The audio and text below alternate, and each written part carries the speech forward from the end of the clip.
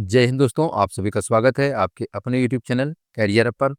आज है 12 फरवरी और आज हम उससे रिलेटेड करंट अफेयर्स के बारे में बात करेंगे।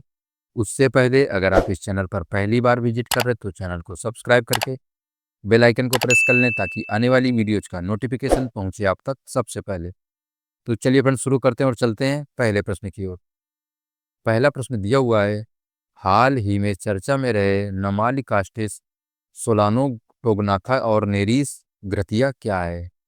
हाल ही में चर्चा में रहे नमाली कास्टिस सोलनो टोगनाथा और नेरिस घथिया क्या है? ऑप्शन ए समुद्र कृमि की एक नई प्रजाति, ऑप्शन बी आक्रामक खरपतवार, ऑप्शन सी पारंपरिक औषधियाँ, ऑप्शन डी मछली की एक नई प्रजाति। तो फ्रेंड्स ऑप्शन ए से हो जाएगा, नमाली कास्टिस सोलनो टोगनाथा समुद्री कृमि की एक नई प्रजाति है, ऑप्शन ए से हो जाएगा। बढ़ते हैं अगले प्रश्न की ओर। अगला प्रश्न है, किस राज्य सरकार ने एआई आधारित डिजिटल लर्निंग पहल पढ़ाई विद एआई शुरू की है? किस राज्य सरकार ने एआई आधारित डिजिटल लर्निंग पहल पढ़ाई विद एआई शुरू की है? Option A Punjab, option B Haryana, option C Gujarat, option D Himachal Pradesh. Himachal Pradesh राज्य ने पढ़ाई विद एआई योजना शुरू की है, ऑप्शन डी से हो जाएगा। बढ़ते हैं अगले प्रश्न की ओर। अगला प्रश्न है, हालिया आंकड़ों के अनुसार वित्त वर्ष 2024 में भारत में ऊन का सबसे बड़ा उत्पादक राज्य कौन था? हालिया आंकड़ों के अनुसार वित्त वर्ष 2024 में भारत में ऊन का सबसे बड़ा उत्पादक राज्य कौन था? Option A Karnataka, option B Rajasthan, option C Telangana, option D Orissa. तो फ्रेंड्स ऑप्शन बी से हो जाएगा, 2024 में भारत का सबसे बड़ा ऊन उत्पादक राज्य राजस्थान था, ऑप्शन बी से हो जाएगा। बढ़ते हैं अगले प्रश्न की ओर। अगला प्रश्न है, निकोलस डेंडियास जो वर्तमान में भारत की आधिकारिक यात्रा पर हैं किस देश के रक्षा मंत्री हैं? निकोलस डेंडियास जो वर्तमान में भारत की यात्रा पर हैं किस देश के रक्षा मंत्री हैं? Option A France, option B Italy, option C Greece, option D Germany. तो फ्रेंड्स ऑप्शन सी से हो जाएगा, निकोलस डेंडियास जो भारत की आधिकारिक यात्रा पर हैं यह ग्रीस के रक्षा मंत्री हैं, ऑप्शन सी से हो जाएगा। बढ़ते हैं अगले प्रश्न की ओर। अगला प्रश्न है, भारत की पहली इलेक्ट्रिक एयर टैक्सी का ट्रायल रन बेंगलुरु में किस कंपनी द्वारा किया जा रहा है? भारत की पहली इलेक्ट्रिक एयर टैक्सी का ट्रायल रन बेंगलुरु में किस कंपनी द्वारा किया जा रहा है? Option A Tata advanced system, option B Sarla aviation, option C Skyroot aerospace, option D Airbus India. तो फ्रेंड्स ऑप्शन बी से हो जाएगा, भारत की पहली इलेक्ट्रिक एयर टैक्सी का trial run Sarla aviation company द्वारा किया जा रहा है, ऑप्शन बी से हो जाएगा। बढ़ते हैं अगले प्रश्न की ओर। अगला प्रश्न है, कृषि वैज्ञानिक डॉक्टर अशोक कुमार सिंह को पद्मश्री 2026 के लिए चुना गया। उन्होंने किस फसल की 25 से अधिक किस्में विकसित की हैं? कृषि वैज्ञानिक डॉक्टर अशोक कुमार ने पद्मश्री 2026 के लिए चुना गया। उन्होंने किस फसल की 25 किस्मों से अधिक विकसित किए हैं? ऑप्शन ए गेहूं, ऑप्शन बी बासमती चावल, ऑप्शन सी मक्का, ऑप्शन डी गन्ना। तो फ्रेंड्स ऑप्शन बी से हो जाएगा, अशोक कुमार को पद्मश्री 2026 के लिए चुना गया। उन्होंने बासमती चावल की 25 से अधिक किस्में विकसित की हैं, ऑप्शन बी से हो जाएगा। बढ़ते हैं अगले प्रश्न की ओर। अगला प्रश्न है, हाल ही में राष्ट्रीय दलहन क्रांति की शुरुआत किस राज्य में की गई है? हाल ही में राष्ट्रीय दलहन क्रांति की शुरुआत किस राज्य में की गई है?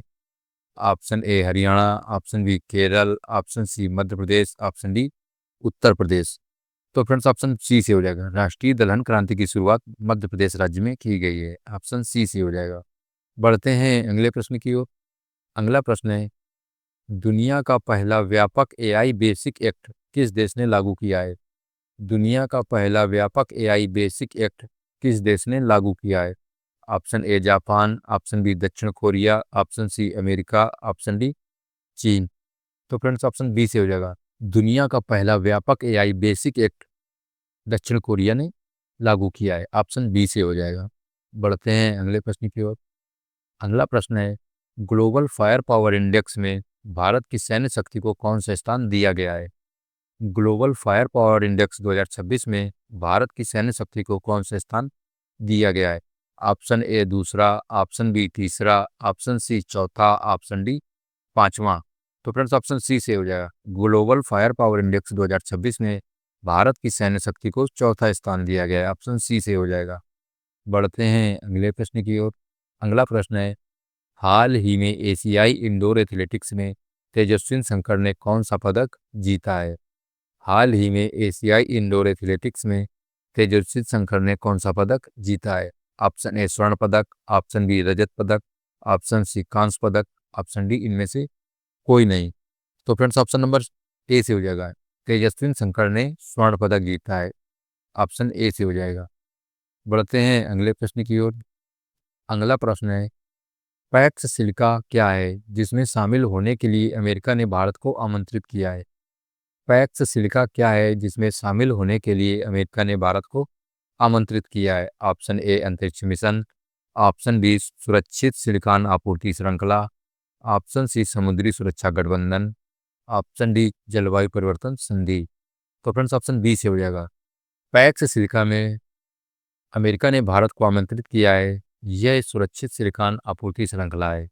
ऑप्शन बी से हो जाएगा। बढ़ते हैं अगले प्रश्न की ओर। अगला प्रश्न है, हाल ही में राष्ट्रपति द्रौपदी मुर्मू ने कहाँ बस्तर पांडु महोत्सव का उद्घाटन किया है?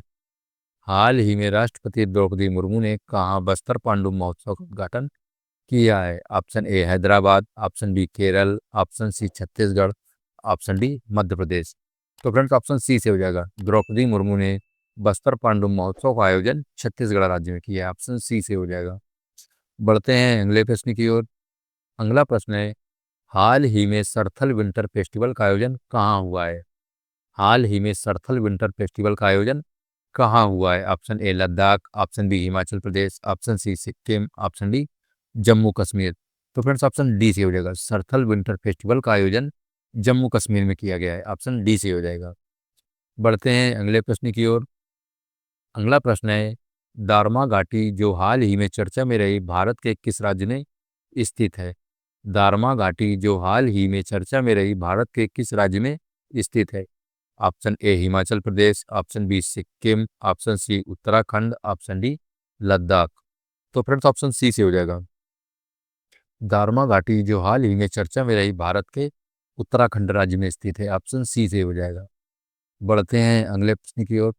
अगला प्रश्न है, केरल न्यायिक सेवा में नियुक्त होने वाली पहली दृष्टिबाधित महिला न्यायाधीश कौन बनी है? केरल न्यायिक सेवा में नियुक्त होने वाली दृष्टिबाधित महिला न्यायाधीश कौन बनी है? Option A Fatima Beevi, option B Dhanya Nathan C, option C Anna Chandy, option D M Nirjala. तो फ्रेंड्स ऑप्शन बी से हो जाएगा। केरल न्यायिक सेवा में नियुक्त होने वाली पहली दृष्टिबाधित महिला धन्या नाथन सी बनी है। ऑप्शन बी से हो जाएगा। तो ठीक है फ्रेंड्स, आज की क्लास में इतना ही रखते हैं। अगर अभी तक आपने इस चैनल को सब्सक्राइब नहीं किया तो चैनल को सब्सक्राइब कर लें, और अगर इस कंटेंट की वीडियो पाना चाहते हैं तो आप हमारे टेलीग्राम चैनल से भी जुड़ सकते हैं। आज की क्लास कैसी लगी आप हमें कमेंट बॉक्स में बताइएगा।